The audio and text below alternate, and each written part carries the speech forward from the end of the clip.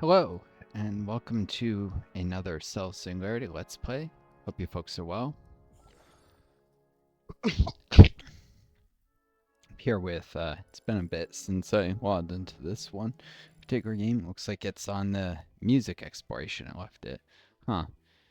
I hardly remember it. It says it's been 2 days, so. I've been doing a lot of my Alpha Centauri series. Check that out if you're interested. It's, considered by some critics to be the best game ever made to this day. Others rate it as the second or third at this point, but it's a really good game. Well, I'm sure I'm not doing the best job with it because, with my long COVID, um, and I don't always have the energy to think as quickly as I'd like to be, as on my feet as I'd like to be. Sometimes I'm doing recording, it's like I'm practically asleep on my feet, but I try. And the commentary can be interesting sometimes, just like this game. Although the game's a lot more involved, so there's less commentary. Certainly less random discussions.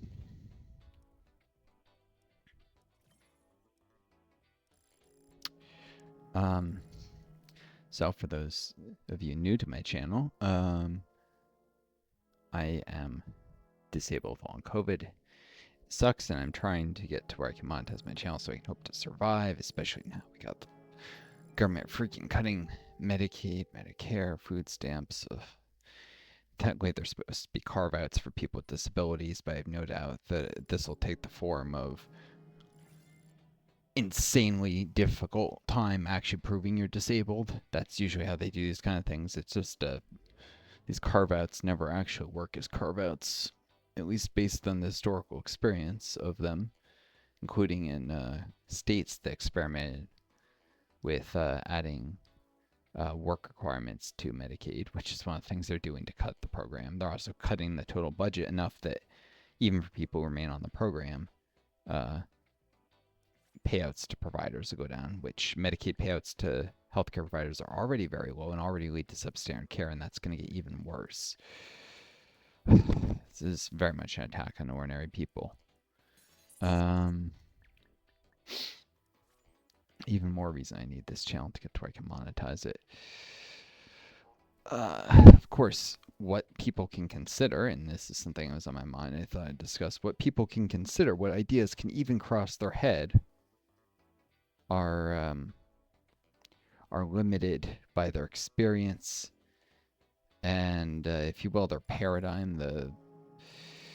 There's the idea of what people even consider possible. This can take place in politics. This can take place in our personal lives. For instance, going right back to my long COVID, when I first got long COVID, I never even heard of long COVID, even though I actually had a background in viruses. Post-viral conditions are something they're not much talked about, aside of a few niche researchers who would doing research on stuff like, for instance, ME/CFS, which had always affected, like, I don't know, 10 or 12,000 people in the US or something really small for a long time. So it was a niche field with always a couple researchers, but never anything big. And a lot of people in academia, including myself, had never even heard of post-viral conditions, even people with virology backgrounds. And I certainly hadn't heard about it anyways. Of course, I only did a master's, and maybe if I did a PhD, it would have at least come across the term more than I think I'd already heard the term once. It wasn't a completely unknown term to me, but it wasn't something where it had hardly been discussed to the point I would remember what it meant. It's like, oh, I've heard that term before. What does it mean? Like on that level. Was very niche back then. Long COVID is thought to be a post-viral condition. So, anyways, when I got sick,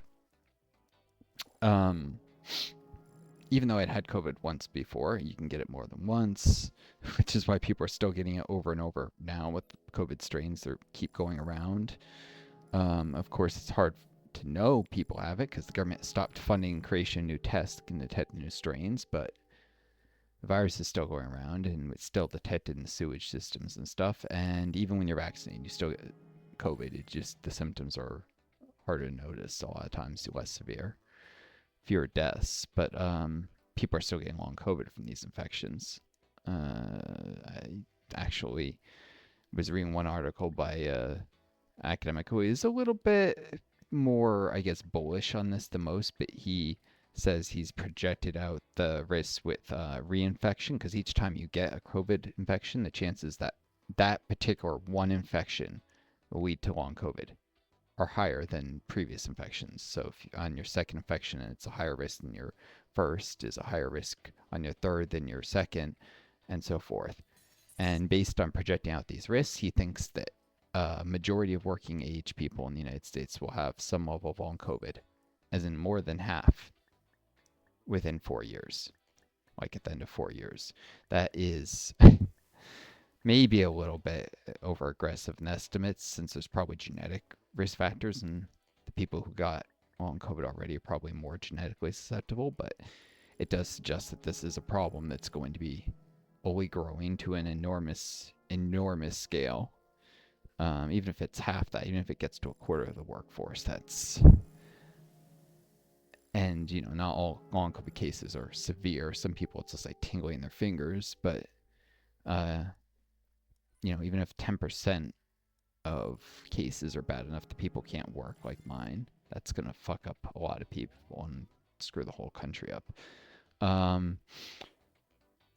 We're already up to 20 million people with some degree of long COVID in the US and 144 million worldwide, which are insane numbers. And the US is making up a higher and higher proportion because the US has been very bad about people wearing masks, with masks being done less and less in places like hospitals, which they're still necessary because COVID is still going around and it still poses risks. But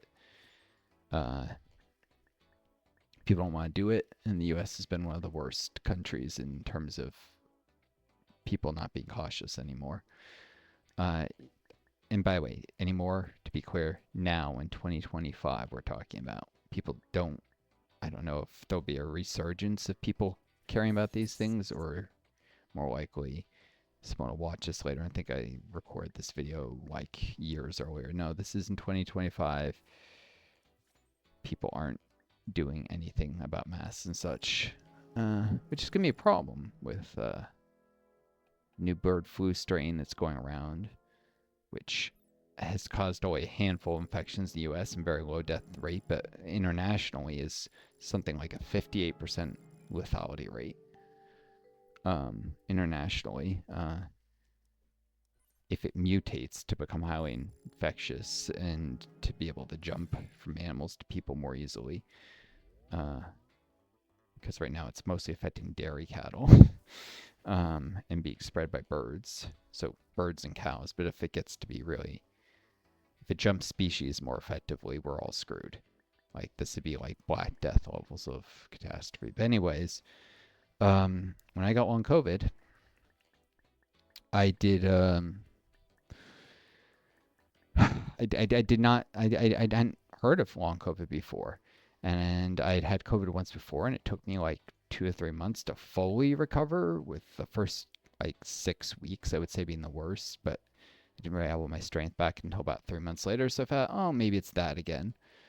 And I, experiencing brain fog, partly thought, oh, maybe it's just the stress of the pandemic getting to me, because I hadn't even heard of long COVID, and the thought therefore couldn't cross my mind, because there's all this propaganda essentially going on around stress with the pandemic. And honestly, I think at this point, looking back, that some of that was so that people wouldn't think they had long COVID. The government and the media seemed to be intentionally misdirecting people away from the disease and refusing to talk about it, just as for a long time the CDC refused to admit that the virus could be spread airborne until they were forced to admit it. But we now know that they knew about it something like almost a year earlier than when they really started. I mean, depends what you consider admitting it, but they dragged their heels for a long time. I mean, Trump knew in February of 2020 that um, COVID was spread airborne route, and it was a long time before the White House or the CDC or any of them were admitting that fact, for political reasons, mind you, that this is the case.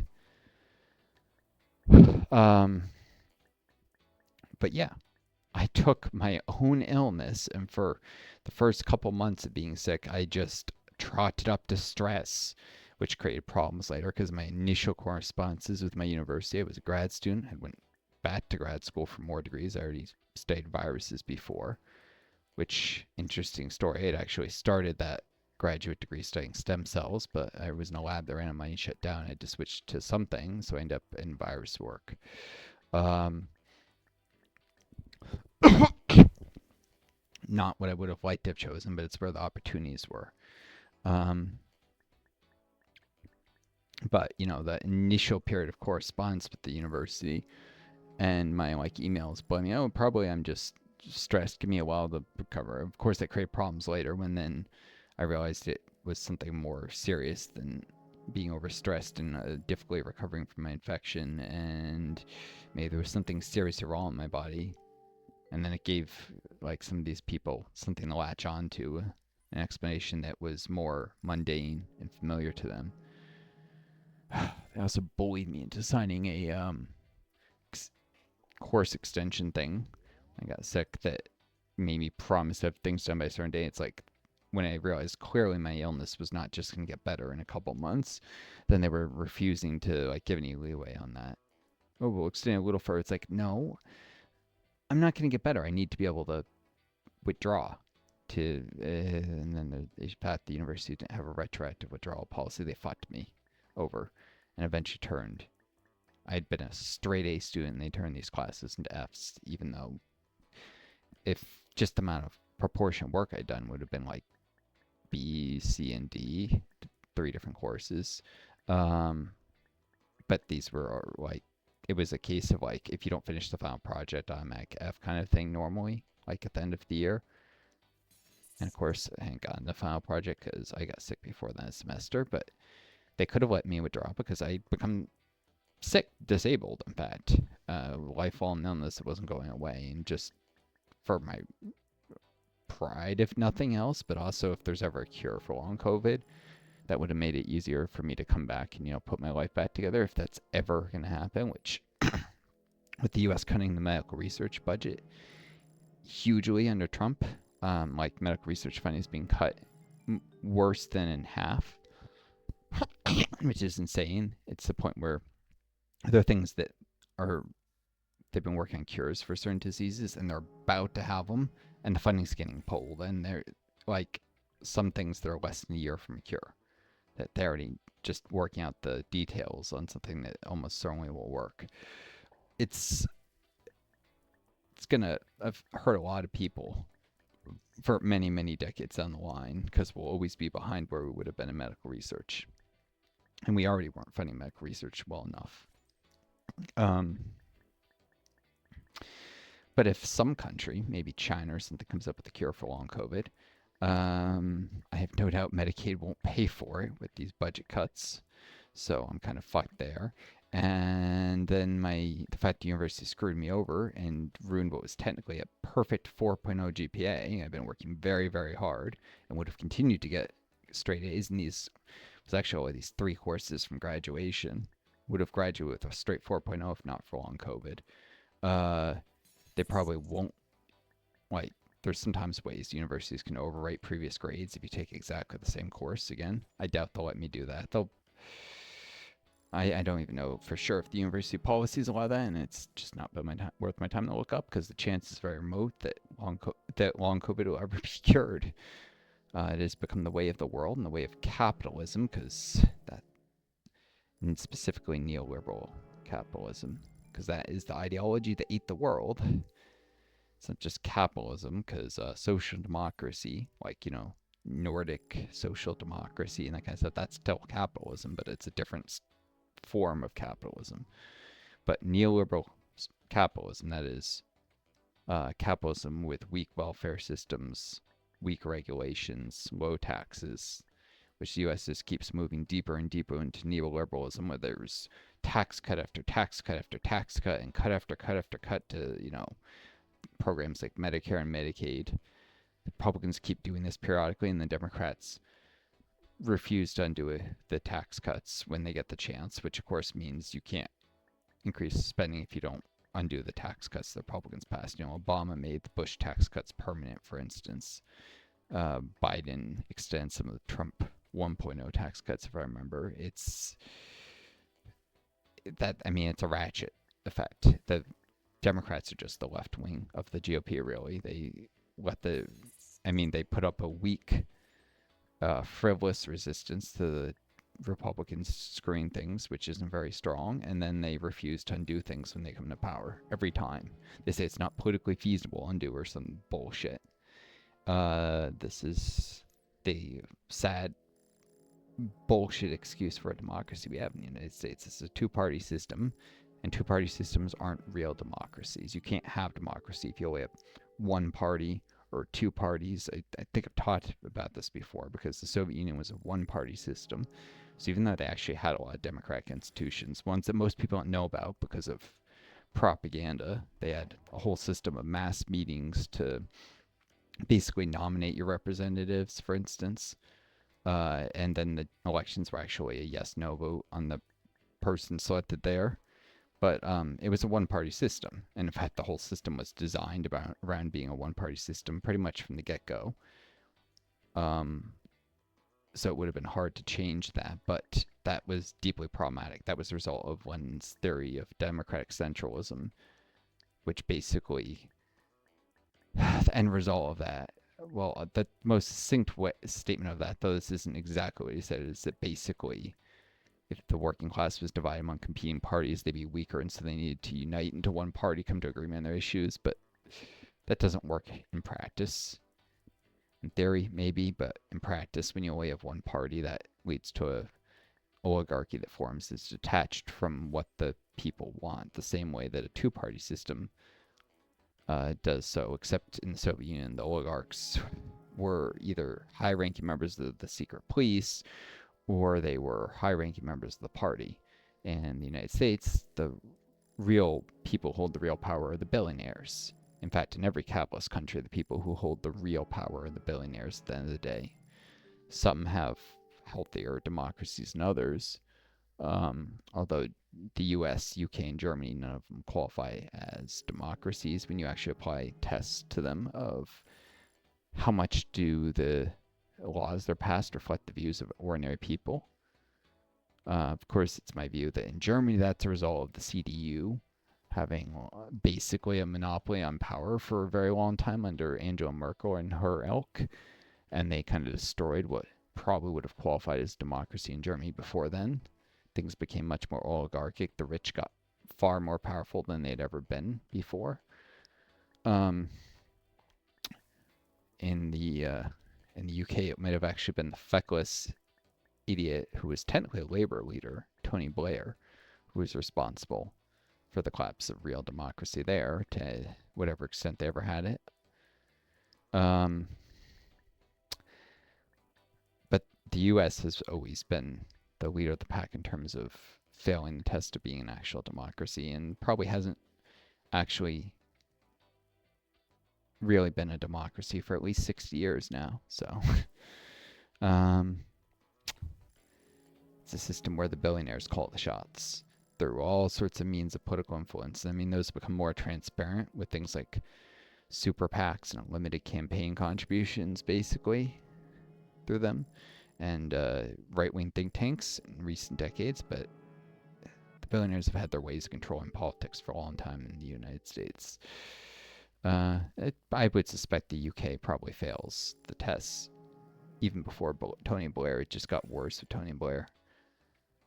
And you'll find, of course, many Marxist-Leninists will tell you that capitalist countries are never democracies and call them bourgeois democracies. And there's some truth to that, but it really is, it's always a balance of power between the bourgeois and ordinary people, and how much the balance of power lies in one towards, the bourgeois holding all the cards, like in the United States today, versus, maybe the two groups are roughly equal powerful, or the bourgeois have the majority of the power, but there's still a substantial share that ordinary people have. That it's not the same in every country, and it can get worse, is the point. I mean, the U.S. is getting worse now with Trump moving things towards fascism, really, which the difference between fascism and absolutely corrupt oligarchy, like we've already have in the United States, is more a difference of whether people can speak out publicly without fear of reprisal. Not whether their voices are to be heard, because the corporate media is already billionaire control to make sure that a lot of voices aren't heard, but whether people are even able to protest, or whether they get beat or arrested or deported for protesting.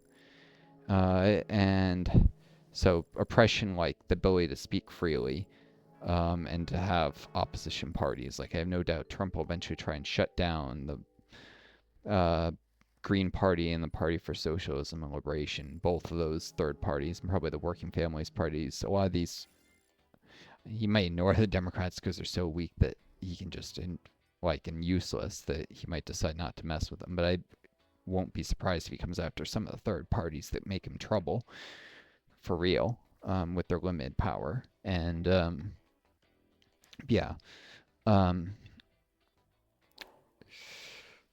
he's already come after universities, so it's a matter of academic freedom, freedom to speak out. Though, as many Marxists will tell you, and I'm a Marxist, I'm a democratic socialist myself, which my main point of contention with Marxist-Leninists, and why I am not one, is what I just told you about Lenin's theory of democratic centralism. I think that one idea was poisonous to everything else Lenin tried to do, because most of his theories, he had good points. I haven't looked at everything he said, but it does seem most of the other things he said were correct. But when you're building a system from scratch, all you have to do is make one fatal, gigantic error, and it will screw everything else up you do. And unfortunately, that was democratic centralism. Um,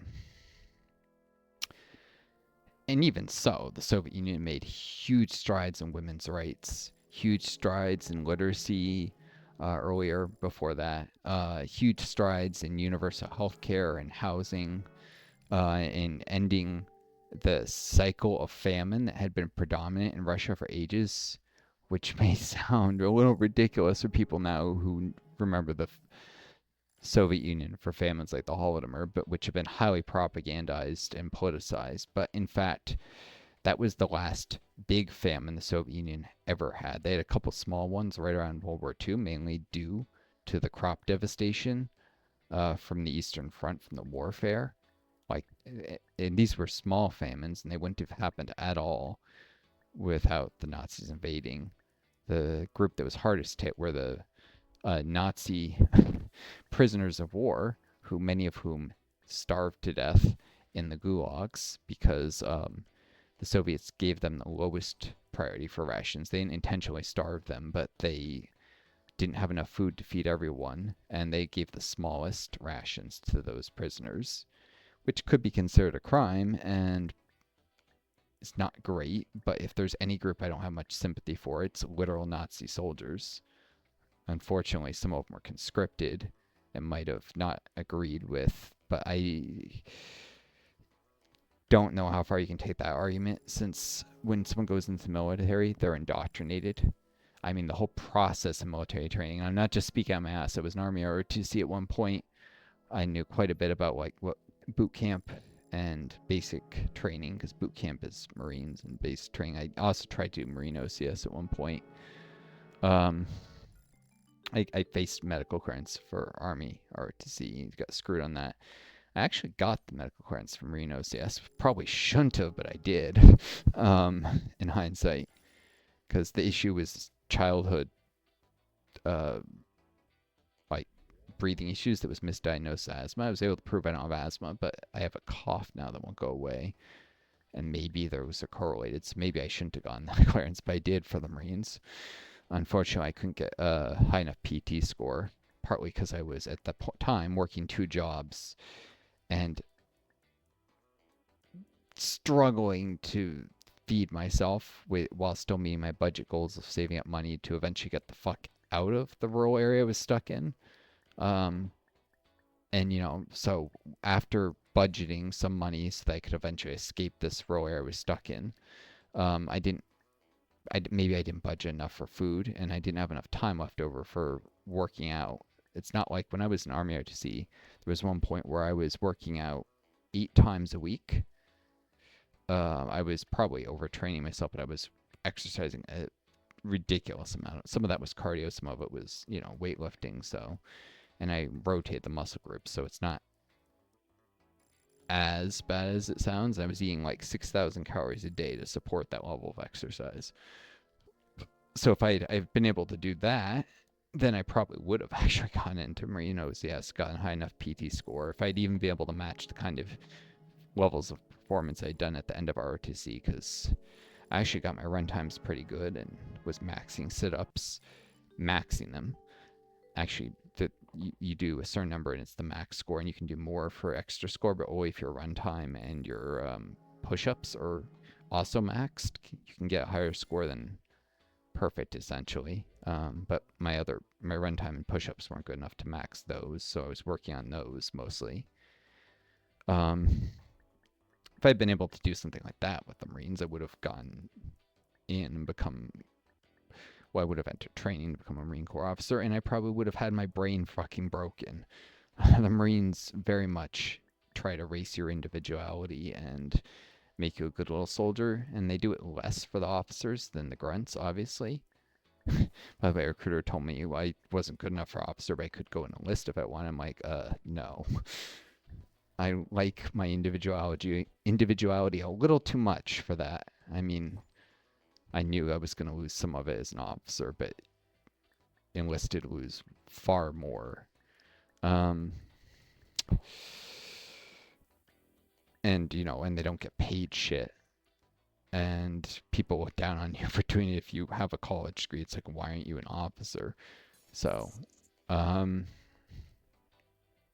that recruiter didn't even think I should do it. He's like, just come back when you're not, weak. He said that as an insult, hoping to motivate me to, like go work out like 12 times a week. It's like, I didn't want it very badly because at that point I was having real doubts about the U.S. empire.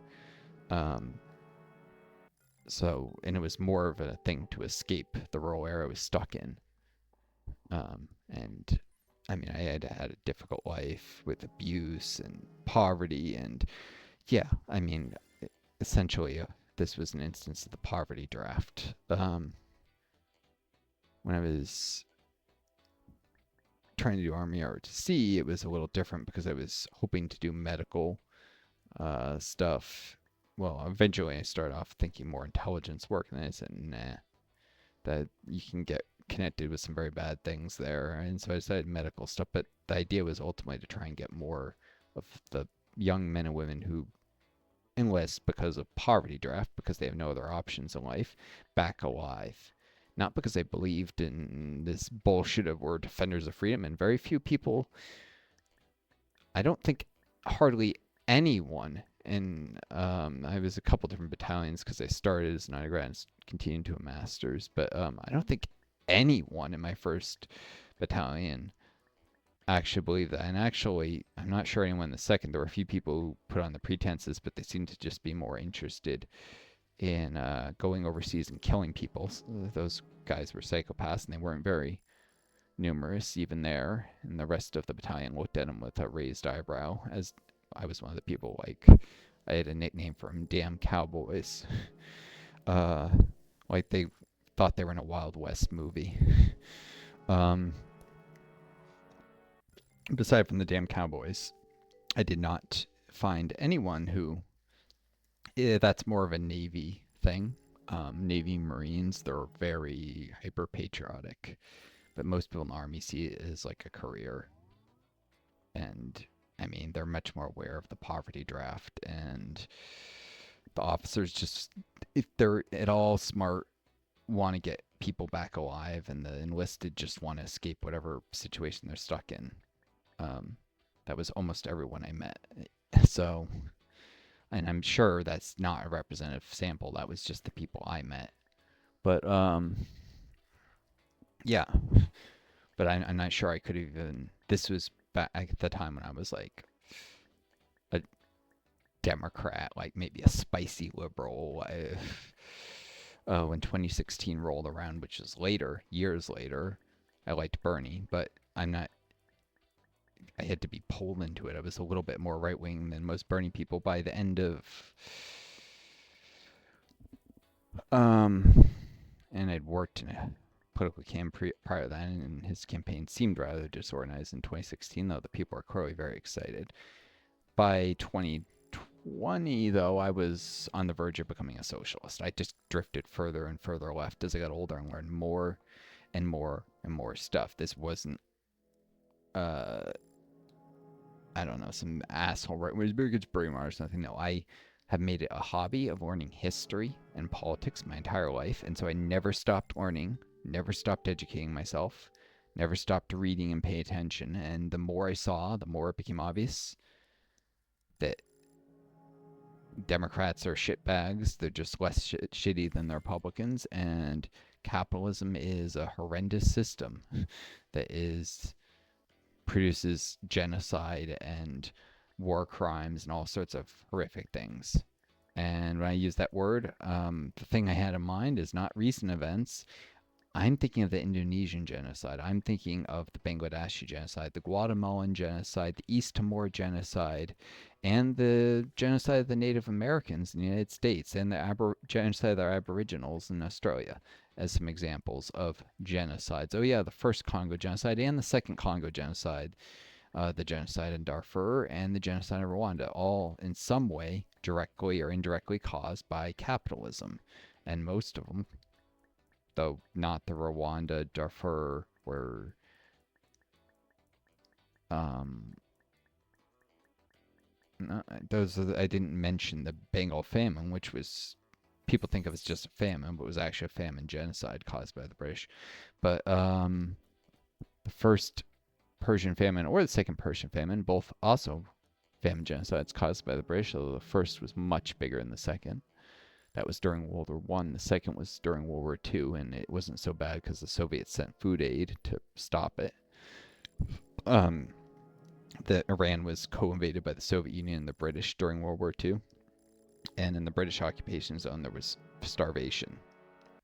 So the Soviet Union sent in grain to end that, but there was starvation because the British were heavily taxing the area and requisitioning farm equipment for military purposes and such. The same reason they caused the Bengal famine, essentially. And Churchill was warned he would cause the Bengal famine if he did the things he was doing. He was warned that he would cause a famine in that area. And he proceeded to do it anyways. He didn't give a shit. In fact, his diaries revealed that he was a horrendous racist. He had dreams of an elephant stomping on Gandhi's head. That's in his diaries. He also talks about literal Nazi Aryan shit. Churchill was a horrific human being who's been put on a pedestal that he does not deserve just because a lot of right wingers don't want FDR to be the hero of World War II because of the New Deal. FDR was, of course, very much the reason that the United States got so enthusiastically involved in World War II, and a big part of the reason that the Allies won World War II. In that the British might not have held out against the Nazis without U.S. Lend-Lease. By the time the U.S. actually entered the war after Pearl Harbor, the war had pretty much already been decided in favor of the Allies. It would have happened either way. The Soviets were already building towards kicking the Nazis' ass, Stalingrad and all that. That would have happened with or without the U.S. But the early aid that the U.S. gave to the British, which is far, far more significant strategically than the aid that the United States gave to the Soviets. People like to say the Soviets won with American weapons. That's a lie. Most of the weapons used on the Eastern Front were made by the Soviet Union. Now, the thing that the U.S. gave that was helpful in the Eastern Front, there were two things, were trucks for logistical support.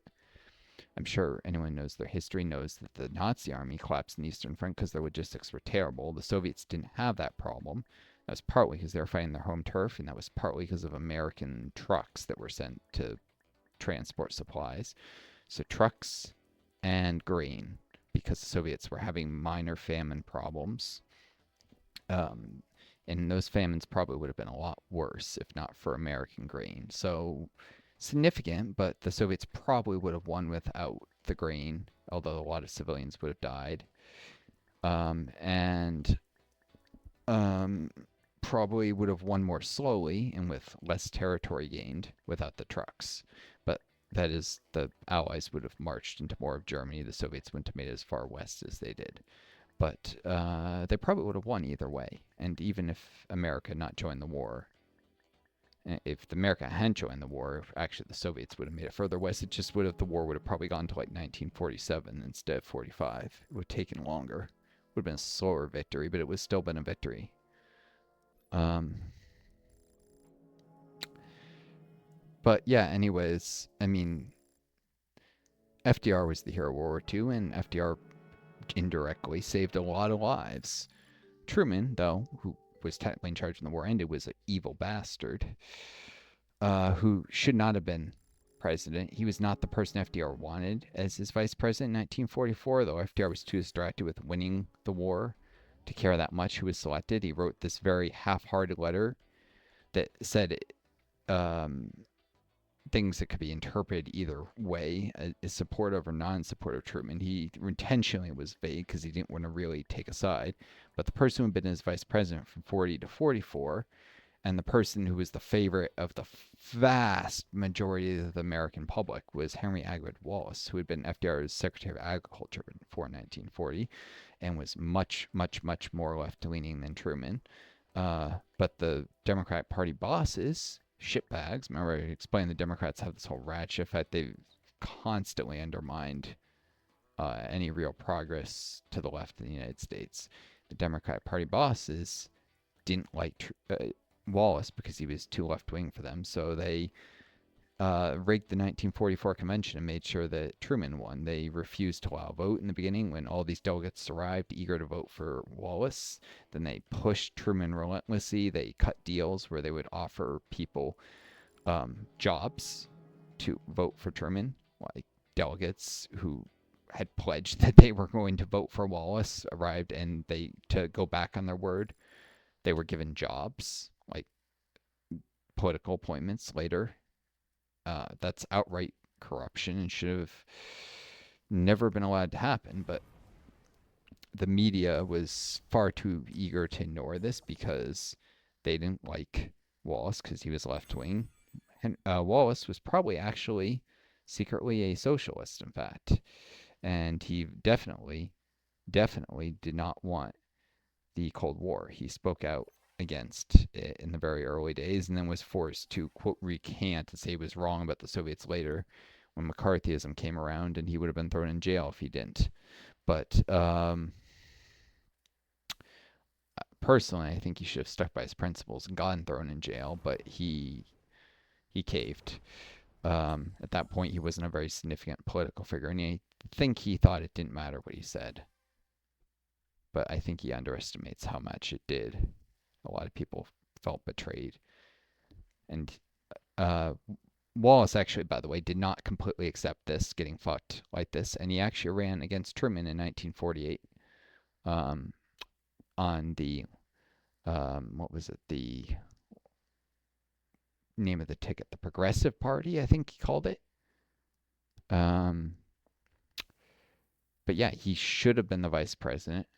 He's the person that the trade unions and the majority of Democratic Party voters, and even a majority of all Americans, um, so a lot of Republicans liked him, even the more left-wing Republicans, of course. He was from an Iowa, I think. So he was popular in the middle of the country because of his rural working class roots that resonated with a lot of working class Republicans. He was popular because of his connection with trade unions and stuff, with a lot of industrial laborers in the coastal areas. Yeah, he absolutely, he easily could have. He would not have been a liability to FDR in the 44 um, elections. which weren't very contentious anyways, because everyone was focused on World War II. Um, and he easily could have won re-election in '48 if he had been the vice president. And he would have led the country in a much better direction. It might not have torn up um, FDR's policies, which Truman kind of started to undermine them while pretending to defend them. I mean, he didn't do as much as he could, but he was a critic of the policies and he defended them quite weakly and at times undermined them. Wallace wouldn't have done that. He would have strengthened the New Deal and made it more permanent and made it harder to undermine. He was a good guy, and it's a shame he was not president. And like I said, he might have even been a closet socialist. There's some things to suggest that. But if he was, he kept it close to his chest, and we'll never know. Um, but we might have known if he had been president, and there might have been no Cold War. He would have taken a conciliatory tone towards the Soviet Union. That much is for certain. Whereas Truman, with the Truman Doctrine, set off a Cold War that Americans had not voted for. They had, expected we'd fought alongside the Soviets in World War II. They expected we'd be friends after.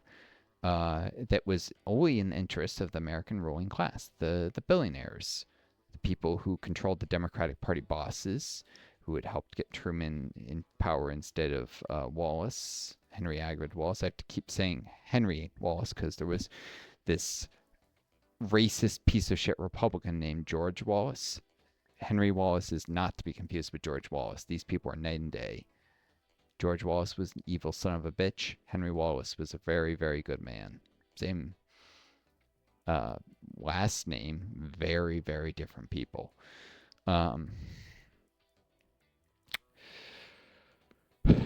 Anyhow, just got some cards upgrades relevant to Alpha Centauri in the Beyond episode, which is probably a good reminder. I need to go do some Alpha Centauri videos. So I'm going to rest a tiny bit and get to those. I hope you folks enjoyed this video. I know I kind of bounced from topic to topic. I mean, this isn't a Northstar Talks Politics video, although I do those. You can check them out. They're a little more focused than this, to say the least. Although probably still, except for the ones where I go by an outline I write, not as focused as they should be. Sometimes I create an outline to keep more on topic. But it's a clicker game, and I just say what comes to mind while I play it. So I wish you all the best. Take care of each other. Be kind to yourselves. May you always find a guiding star lead you home. Till next time, adieu, and best luck.